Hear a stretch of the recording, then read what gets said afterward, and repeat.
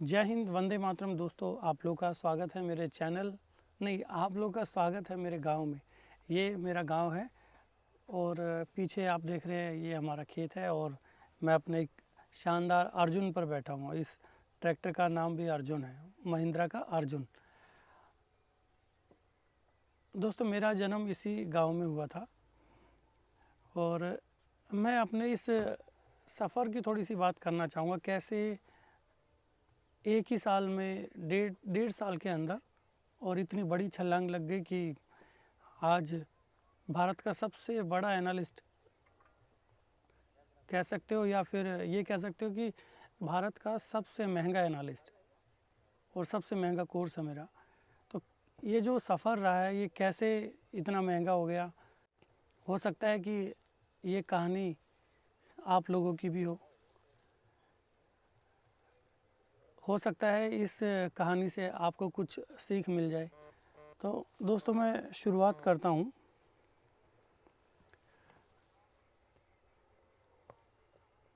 इससे पहले ना मैं थोड़ा सा अपने परिवार के बारे में बताता हूँ कि मेरे जो फादर हैं, मेरे फादर को इस गांव में सभी मास्टर जी बोलते हैं। मेरे फादर जो हैं अध्यापक थे और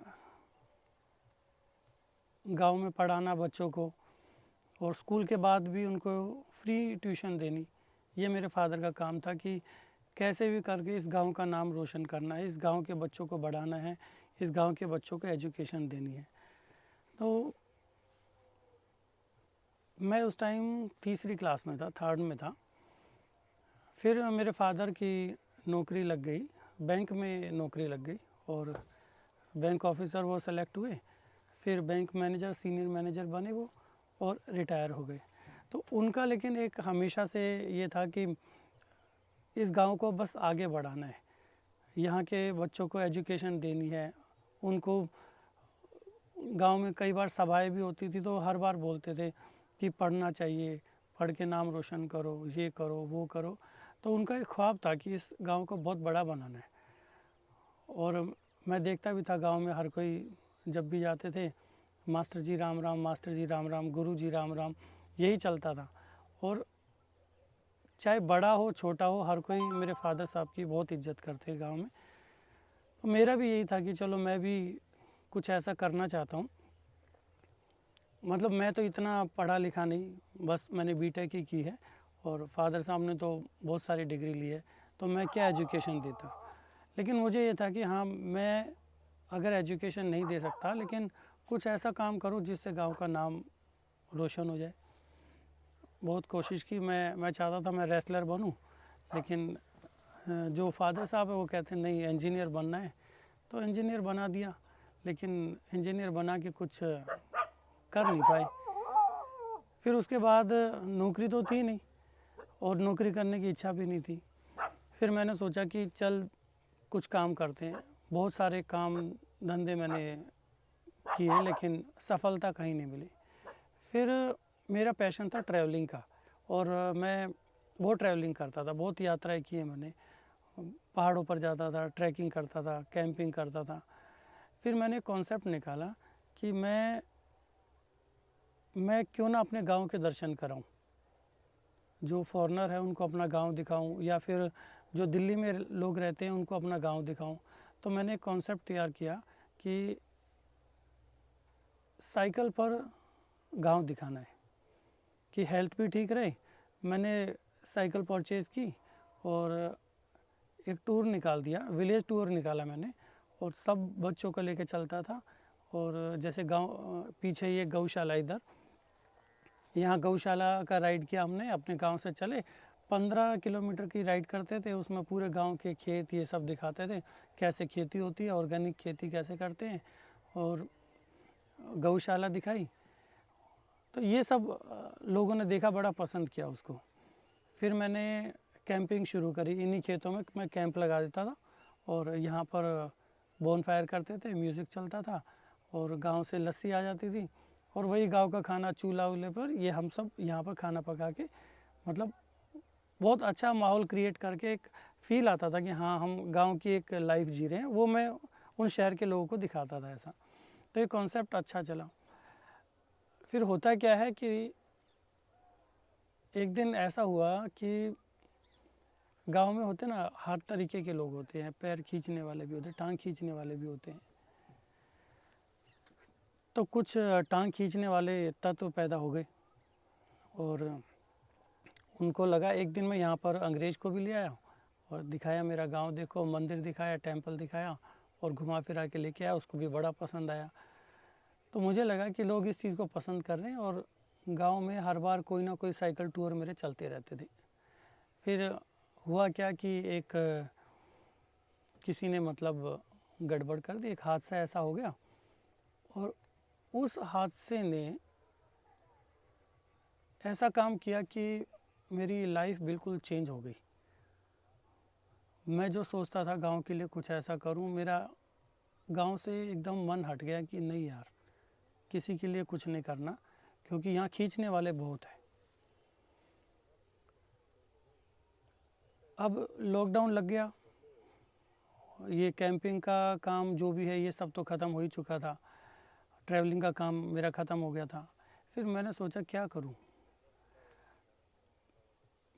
इस बीच जो मेरे फादर साहब हैं ना, वो कहते थे कि तू यहाँ से हिमाचल चला जाता है या कहीं भी जाता, कुछ भी काम करता है, मेहनत तो पूरी कर रहा है लेकिन तुझे सफलता तो मिल नहीं रही है, और क्या तू मज़दूरों की तरह लगा हुआ है, जेब में कोई पैसा आना नहीं, तो क्या फ़ायदा इस काम का। लेकिन क्या था कि जो ट्रैवलिंग से जो मेरे अंदर की जो फ्रस्ट्रेशन थी ना वो दूर होती थी। और कहते यात्रा करने से आपको जो ज्ञान मिलता है ना वो किताबों से नहीं मिल सकता, वो ज्ञान भी मिला। लेकिन कहीं ना कहीं उनकी बात बड़ी एक ठीक भी थी कि हाँ, कुछ अर्निंग नहीं थी, बस मेरी जो ट्रैवलिंग की इच्छा थी वो पूरी हो रही थी। मैं लोगों को लेकर जा रहा था, उससे थोड़ा बचत होती तो उसी से मैं भी घूम लेता था, बस इतना ही होता था। फिर एक दिन मेरे फादर साहब ने कहा कि जिस काम को तूने इतने साल लगाए उस काम को तू कैसे छोड़ सकता है।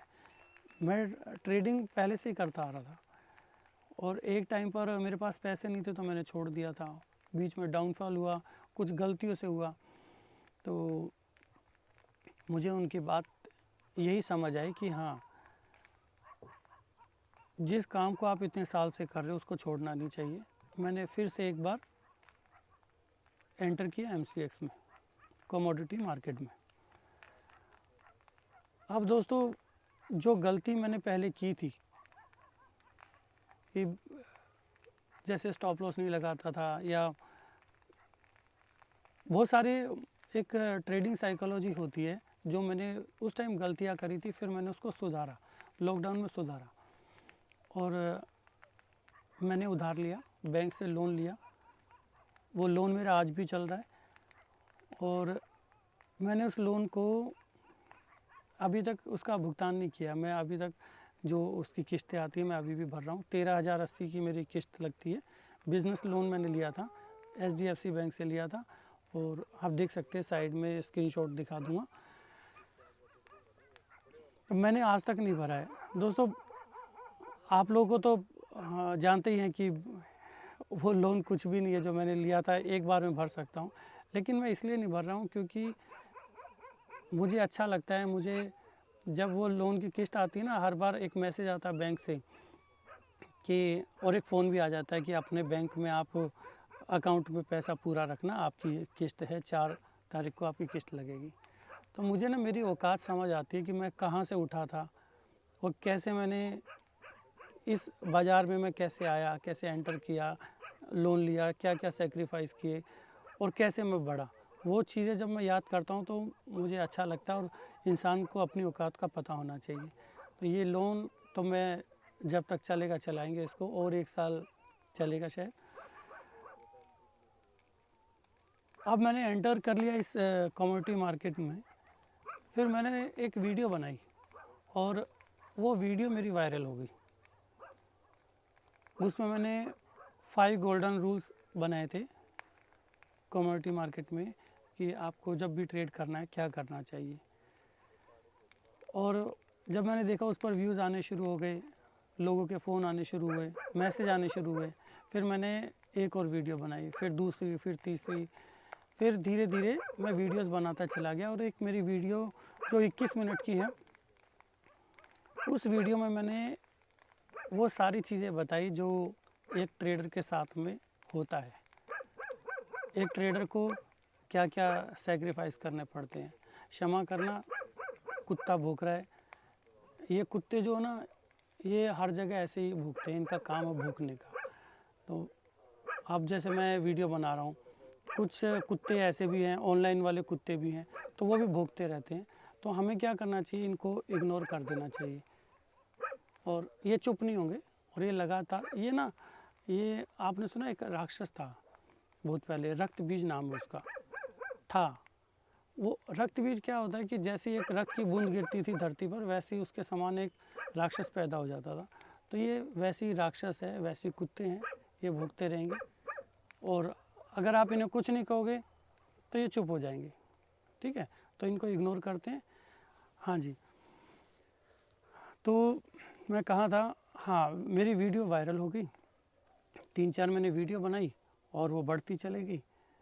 फिर एक ने मुझे कहा कि ये जो आप वीडियो बना रहे हो, जो आपने बताया इन वीडियोस में, सेम कहानी मेरी वैसी है। ट्रेडर की व्यथा मैंने उसमें बताई थी, क्या क्या परेशानियां उसको फेस करनी पड़ती है जब वो कमोडिटी मार्केट में आ जाता है। उसको पसंद आई, उसने मुझे अप्रोच किया। और मैंने, पहला मेरा स्टूडेंट था जिसको मैंने बरिस्ता में बैठकर पढ़ाया था, और उससे 15,000 रुपये लिए थे। फिर उसने कहा कि यार इस फॉर्मूले में दम है, पूरा बाज़ार वैसे ही चलता है। फिर उसने कहा कुछ एडवांस भी था मेरे पास, तो कहता मुझे वो एडवांस भी सीखना है। मैंने 15,000 रुपये उसके और चार्ज किए, 30,000 रुपये में पूरा पैकेज उसको दे दिया, और ये मैंने 2-3 क्लास में पूरा कर दिया। फिर और लोगों ने अप्रोच किया, मेरा एक दोस्त था उसने भी अप्रोच किया, मैंने उसको भी पढ़ाया।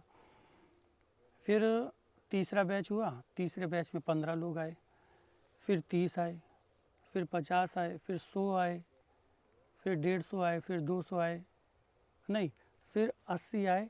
और 80 के बाद मेरा काम ज़ीरो हो गया।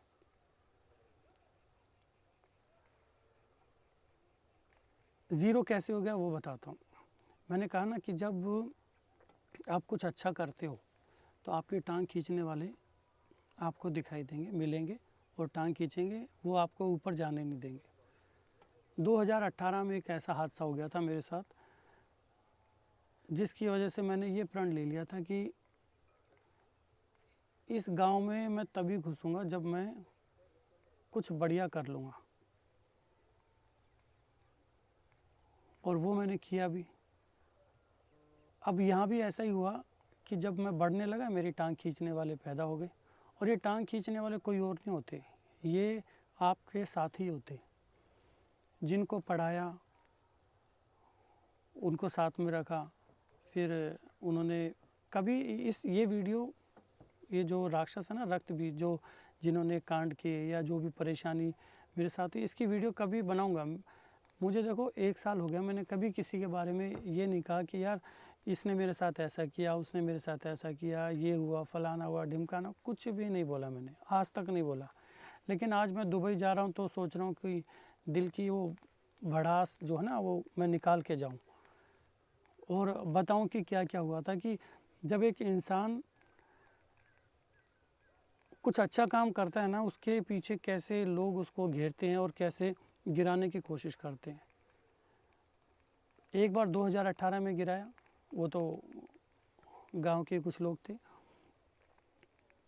फिर जब मैं इस फील्ड में आया, तो एजुकेशन के फील्ड में आया, तो मेरे साथ में जो स्टूडेंट जुड़े, फिर उन्होंने गिराने की कोशिश की।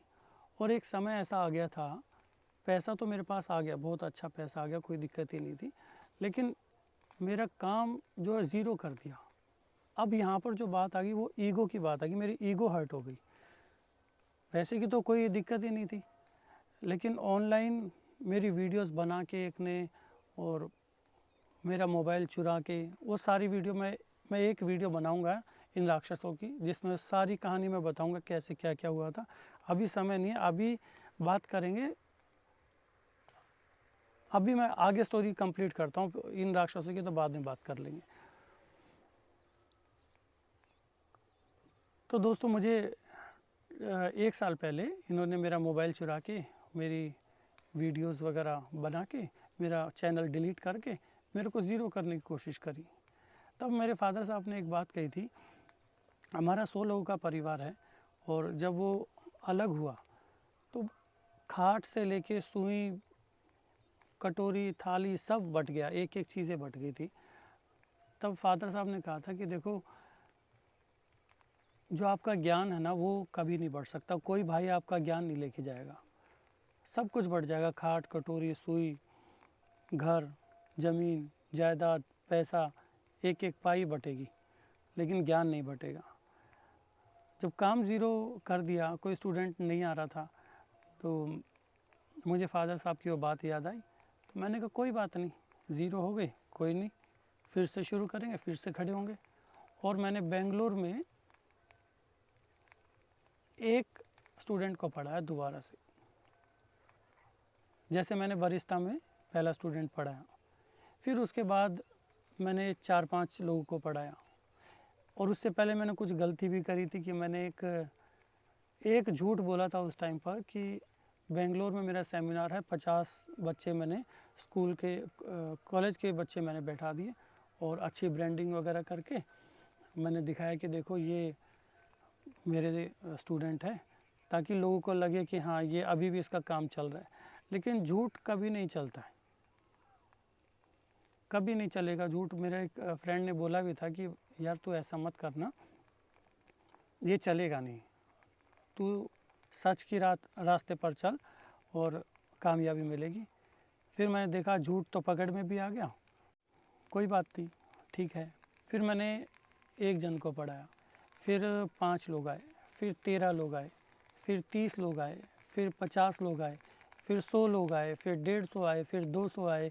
अब 200 की लाइन लगी रहती है। अब ऐसा समय आ गया कि मैं जैसे ही बोलता हूँ ना कि मेरा अभी सेमिनार होने वाला है, तो मेरी सीटें बुक हो जाती है। फिर मैं अगला सेमिनार, अगला एक ही महीने में 2 बैच भी करूँ तो वो भी 200-200 लोगों के बुक हो सकते हैं। लेकिन अब मैंने उसको कम कर दिया कि नहीं, मैं चाहता हूँ कि लोग आए और उनको मैं ज़्यादा से ज़्यादा समय दे पाऊँ। अब 200-200 लोग हो जाते तो समय देने में थोड़ी सी परेशानी होती है, या तो मैं अपना स्टाफ बढ़ाऊँ, अपना टीम को बढ़ाऊँ, तब जाके मैं 200 लोग का सेमिनार करूँगा। लेकिन अभी ये है कि हाँ ठीक है, 50-100 के करीब, 50 से 100 के बीच में बच्चे आराम से मैं पढ़ा के अच्छी तरीके से उनको भेज सकता हूँ। अब इस बीच मैंने क्या देखा कि इतने बच्चे मैंने पढ़ा लिए, कितने बैच चले गए, बैच 9 तक तो मुझे पढ़ाने का ढंग नहीं आया था इतना, ये मैं एक्सेप्ट करता हूँ सबके सामने। कहीं ना कहीं कुछ ना कुछ गलतियाँ होती थी। देखो हर चीज़ में ना हमें अभ्यास चाहिए होता है। मैं अगर आपको बोलूँ कि ये खेत है, इस खेत को जोतना है, तो आप इस खेत को जोत नहीं पाओगे। मैं सारी चीज़ें बता दूंगा कि इस दिन खाद डलेगी, इस दिन पानी डलेगा, ये बीज डलेगा और इतने दिन में ये फसल आ जाएगी। सारी थ्योरी मैं आपको बता देता हूँ, लेकिन आप इस खेत को जोत नहीं पाओगे, ये फसल आप उगा नहीं पाओगे। प्रैक्टिस चाहिए आपको, मैदान में उतरना पड़ेगा, खेत में उतरना पड़ेगा, तभी आप किसी भी चीज़ को समझ सकते हो। चाहे वो कमोडिटी बाज़ार हो, शेयर मार्केट हो, स्टॉक मार्केट है, एनएससी है, निफ्टी, जिसमें भी काम करते हैं, हर चीज़ में हमें प्रैक्टिस चाहिए होती है। तो मेरे 9 बैच जो चले गए, जिसमें मैं गलतियां करता रहा, फिर मैंने धीरे धीरे उन गलतियों को सुधारा, और उसके बाद भी बैच नंबर 25 बैच जा चुके थे मेरे।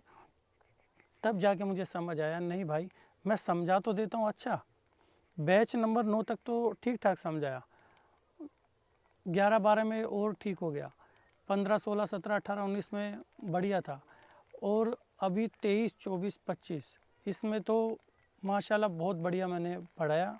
ये बच्चों के फीडबैक फॉर्म है, ये सारे स्टूडेंट के फीडबैक है, जितने मैंने पढ़ाए थे ना आज तक, ये सारे स्टूडेंट हैं। आप कहोगे ना, जहाँ से पर्चा उठाऊँगा और आप पढ़ सकते हो बीच में से कहीं भी, ये भी मैं अभी करूँगा। अभी पहले मैं अपने ये कहानी पूरी करता हूँ। बैच नंबर 25 में 26 में जाके मुझे पता लगा कि इनको फॉर्मूला सिखाने के साथ साथ लाइव मार्केट प्रैक्टिस करानी भी बहुत ज़रूरी है। और लाइव मार्केट प्रैक्टिस भी अंडर सर्विलांस होनी चाहिए कि भाई मैं खड़ा हूँ ना यहाँ पर, मेरी निगरानी में काम हो रहा है ना, मुझे तो ठीक है। और अगर मैं हट गया यहाँ से और फिर उन्होंने कोई ट्रेड ली या फिर कोई ट्रेड बनाई और उसको अगर साथ के साथ मैंने ठीक नहीं किया तो वहाँ भी गड़बड़ हो जानी है। फिर मैंने डिसीजन लिया कि नहीं, मेरी निगरानी में लाइव मार्केट ट्रेड भी होनी चाहिए, तभी ये समझेंगे। और ये हमारा जो बैच नंबर 26 का जो हमने स्पेशल 26 जो बनाए थे, इसमें मैंने वो सारी चीज़ें जो कमी थी ना पहले अभी तक की, वो सारी मैंने यहाँ पर दूर करी। और बैच नंबर 26 में एक स्टूडेंट सिंगल, जिसको बोलते हैं ना, सिंगल स्टूडेंट नेगेटिव नहीं हुआ है और यहाँ से कमा के निकले हैं। उसमें मैंने एक काम ये भी किया था कि ट्रेड आप बनाओगे, मतलब रिसर्च आप लोग करोगे और ट्रेडिंग मैं अपने अकाउंट में करूँगा और आपके नाम का एक लोट लगाऊंगा। और इन्होंने ही रिसर्च करी, इन बच्चों ने, मैंने लोट लगाया, सब ने 17 हज़ार रुपये, 11, कुछ लोगों ने 11,550, कुछ ने 17,900 रुपये एक लोट पर कमाए और वो मैंने उनको ट्रांसफ़र भी कर दी। तो ये मुझे समझ आ गया कि लाइव मार्केट में प्रैक्टिस बहुत ज़रूरी है। ठीक है, अब मैंने इस पूरी कहानी में आप लोग क्या समझे और मैं क्या समझाना चाहता हूँ कि जीवन में इंसान तभी कुछ बड़ा काम करता है जब उसके साथ कोई ऐसा हादसा हो जाता है जो उसको अंदर तक हिला देता है, तभी वो इंसान कुछ बड़ा काम करता है। और अगर आपके साथ भी कुछ ऐसा हुआ है तो आप भी ऐसा बड़ा कार्य कर सकते हो, कोई भी बड़ा कार्य कर सकते हो। देखो, मैं इस छोटे से गांव से निकला हूँ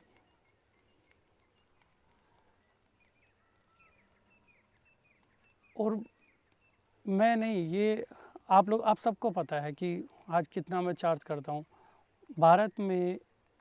अगर ये, चाहे इसको घमंड कह लो, मैं तो गर्व महसूस करता हूँ कि मेरे जितना कोई चार्ज नहीं करता और मेरे से बड़ा कोई एनालिस्ट है नहीं, ये मैं मानता हूँ, क्योंकि मैंने करके दिखाया है।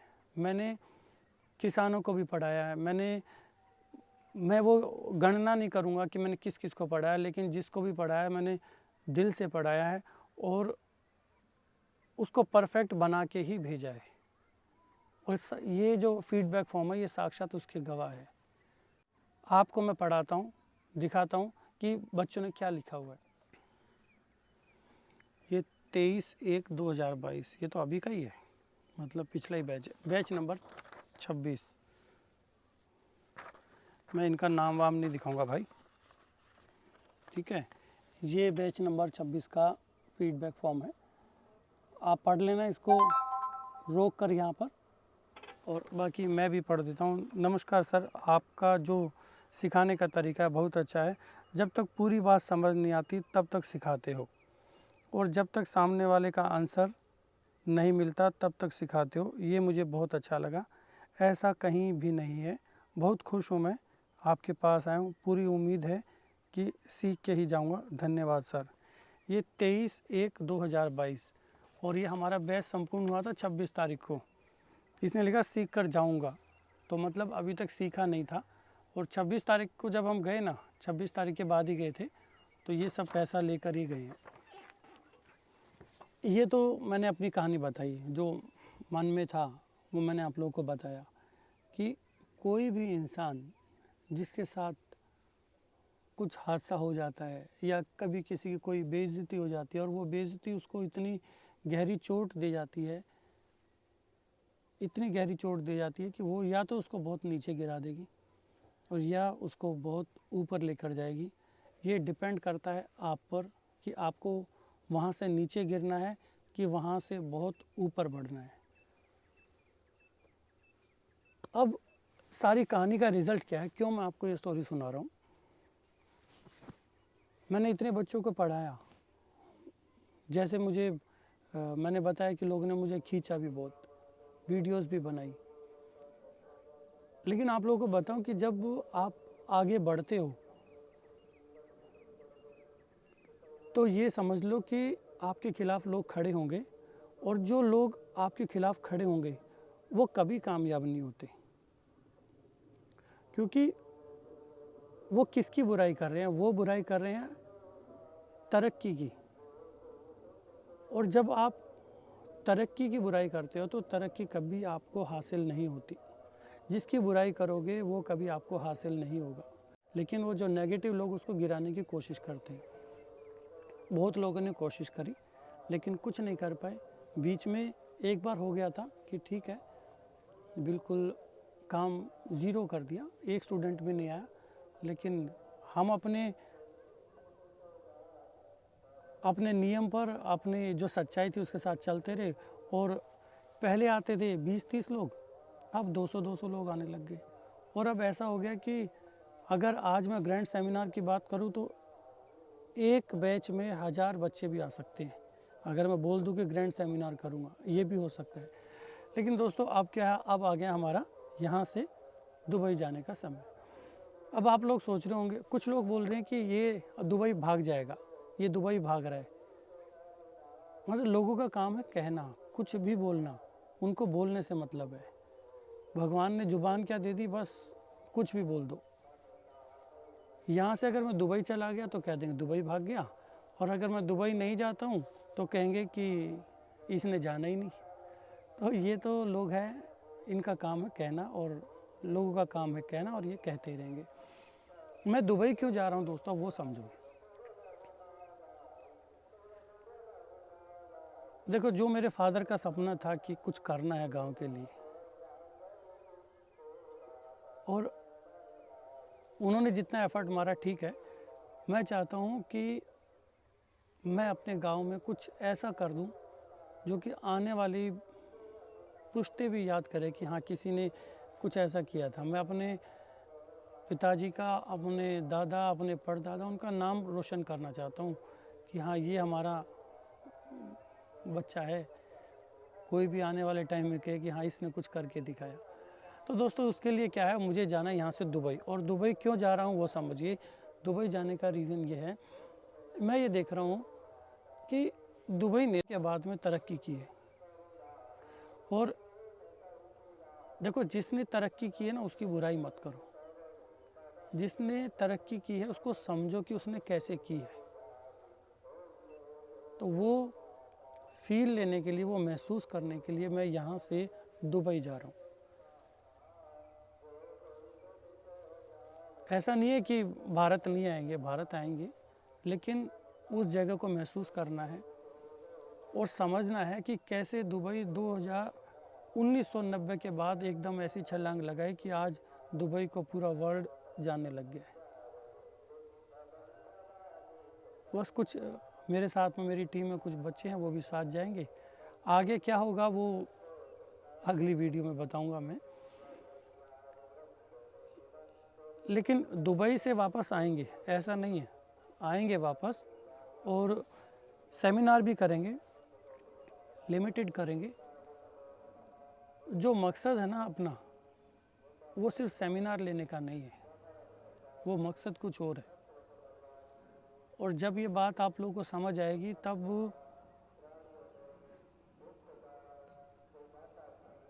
तब आप अपने गुरुजी को देखो कि ये कहाँ पर खड़े। जब तक समझ आएगी, अभी समझने में समय लगेगा। और जो मेरे साथ जुड़ना चाहते हैं, क्लब में जुड़ना चाहते हैं, उनके लिए भी मैं अभी आगे एक वीडियो बनाने वाला हूँ। अपना मकसद सिर्फ यही है कि जो कहते थे ना कि कहते थे भारत सोने की चिड़िया है, भारत सोने की चिड़िया है, और अंग्रेज़ों ने लूट लिया। तो यार, हम क्यों नहीं उनको लूट सकते? और अपने ज्ञान से हमारे देश से सोना लेकर गए हैं वो लोग। धन लूट लिया कोई बात नहीं, लेकिन हमारा ज्ञान तो नहीं लूट पाए। इसीलिए कहते हैं भारत विश्व गुरु है, विश्व गुरु था और विश्व गुरु रहेगा। और इसी ज्ञान से हम आने वाले टाइम में फॉरेक्स में काम करेंगे। फार्मूला फॉरेक्स में भी काम करता है। हम अपनी एडवाइजरी देंगे, एडवाइज़र बनेंगे। ये खैर आगे का प्लान है, मैं बताऊंगा कैसे, जो टीम में जुड़ेंगे मैं बताऊंगा। ये जो फार्मूला है कभी अंग्रेज़ों को नहीं देंगे।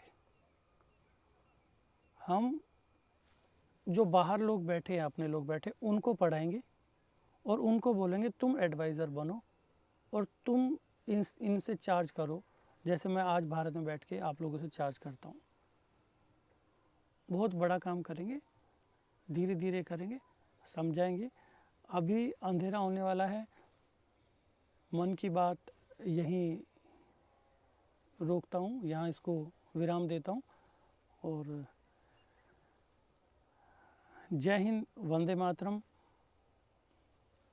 ठंड थोड़ी बढ़ गई है इधर में, क्योंकि खुला एरिया है ना, यहाँ से निकलने में भी समय लगेगा, क्योंकि मैं बिल्कुल खेतों के बीच में हूँ। और विदा दीजिए और अपना आशीर्वाद बनाए रखिए कि दुबई में हम कुछ बहुत अच्छा काम करें। और जब दुबई से लौट कर आए तो ऐसा प्लान हमारे पास हो जिसको हम बताएं तो हमारे माननीय प्रधानमंत्री जी या राष्ट्रपति जी भी ये कहे कि हाँ, ये हमारे देश के बच्चे हैं, ये वहाँ गए और कुछ कमाल करके आए हैं, कुछ ऐसा फॉर्मूला लेकर आ गए, कुछ ऐसा प्लान लेकर आ गए जो कि मुझे नहीं, मेरे जो स्टूडेंट हैं उनको राष्ट्रपति अवार्ड मिले। मैं कुछ ऐसा करना चाहता हूँ। हमें राष्ट्रपति अवार्ड की ज़रूरत नहीं है, हमारे बच्चों को मिल जाए, हम खुश रहेंगे। एक ने अभी कहा कि यार आप बोलते बहुत अच्छा हो, पैसा भी आ गया, क्यों ना आप चुनाव की तैयारी करो, आप नेता बन जाओ। मैंने कहा नेता बन के क्या करना है? कहते हैं नेता बन के जो आप अभी काम करना चाह रहे हो ना, वो नेता बन के आप काम कर सकते हो, समाज सेवा कर सकते हो। मैंने कहा मैं पहले नेता बनूं, इलेक्शन लड़ूं और फिर उसके बाद सरकार जो पैसा देगी उसको मैं आगे लगा के लोगों का भला करूं। मैंने कहा हमारे पास ज्ञान इतना है और इतना पैसा हमारे पास आ सकता है इस ज्ञान से, तो हम डायरेक्ट ऐसे ही ना मदद कर दें। नेता बनने की क्या ज़रूरत है? हमें नेता नहीं बनना, हम ब्राह्मण हैं, हमें ब्राह्मण ही रहने दो, हमें गुरु रहने दो। और ऐसा करेंगे ना, समझो बात को, हम सरकार को ही पैसा दे दें, ऐसा करेंगे। भाई हम बाहर से पैसा लेके आएंगे, उसका टैक्स तो देना है। हम इतना पैसा कमा के लेके आएंगे कि हम सरकार को पैसा दें, सरकार को बोले कि ये लो जी पैसा और ये लगाओ। ऐसा भी तो हो सकता है। तो सोच सोच की बात है। इसी के साथ विदा लेता हूँ। जय हिंद, वंदे मातरम। फिर एक बार लौट कर आऊँगा, एक दिल की बात करूँगा और अगली बार कुछ जो मेरे साथ हुआ था पिछले 1 साल में, उस पर चर्चा करूँगा।